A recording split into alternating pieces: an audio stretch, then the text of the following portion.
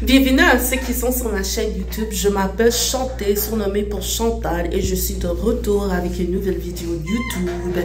Dans cette vidéo, je vais critiquer un film intitulé Évanoui, publié en 2025. Les genres sont la comédie noire, le psychologique, le surnaturel, l'horreur et le mystère. Le réalisateur est Zach Cregger.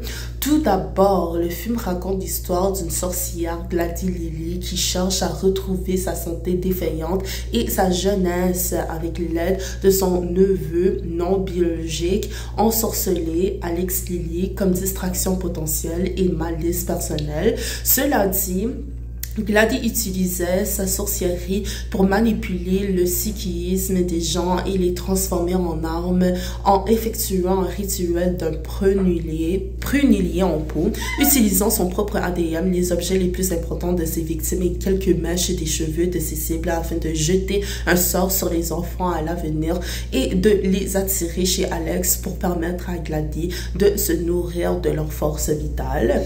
On ne pouvait plus s'empêcher de s'interroger sur le sort d'Alex Lily lorsque tous les élèves de sa classe, sauf lui, furent mystérieusement retirés de leurs locaux un mercredi à 2h17 du matin à Maybrook, en Pennsylvanie. Cependant, l'ironie du film montre que l'enseignante de 3e année du primaire, Justine Grandi, est le principal problème et non l'enfant, car elle a dû strictement continuer à enseigner 17 élèves de sa classe qui ne sont plus présents en même temps. Que fera Justine Grandi pour ne pas être privée de son métier et de sa qualification par la perte de ses enfants?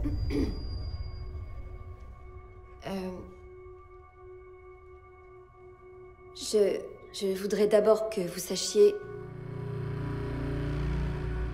à quel point je suis désolée. On devrait l'enfermer jusqu'à ce qu'elle nous dise ce qui s'est passé.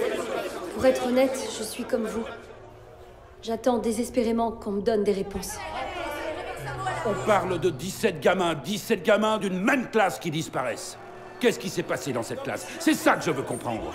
Pourquoi sa classe à elle? Pourquoi juste la sienne? J'adore ces enfants. Cette histoire est une histoire vraie qui s'est passée ici dans ma ville. Beaucoup de gens sont morts de façon vraiment étrange dans cette histoire. Mais vous ne trouverez jamais rien dans les journaux.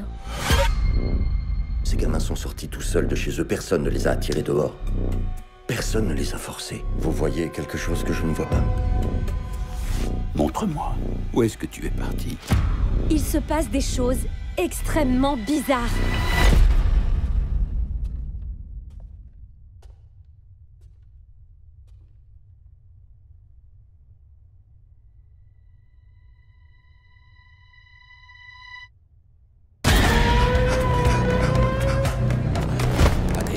Qu'est-ce qui m'échappe? Résoudre les enquêtes, c'est le boulot des enquêteurs.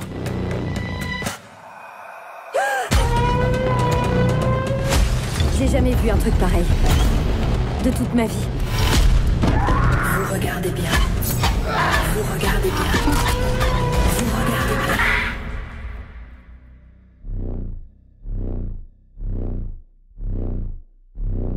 Vous regardez bien.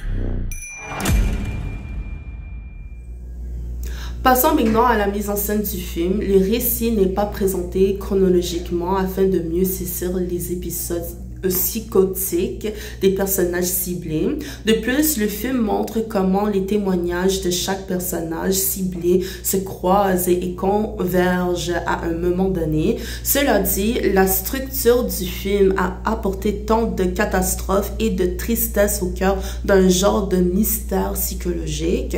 Le film comportait de nombreux plans intermédiaires pour capturer des épisodes psychotiques perturbants, créant un effet contagieux et exposant des zones dans les plans intermédiaires où le film se concentre principalement sur leur quartier de Maybrook et Pennsylvanie.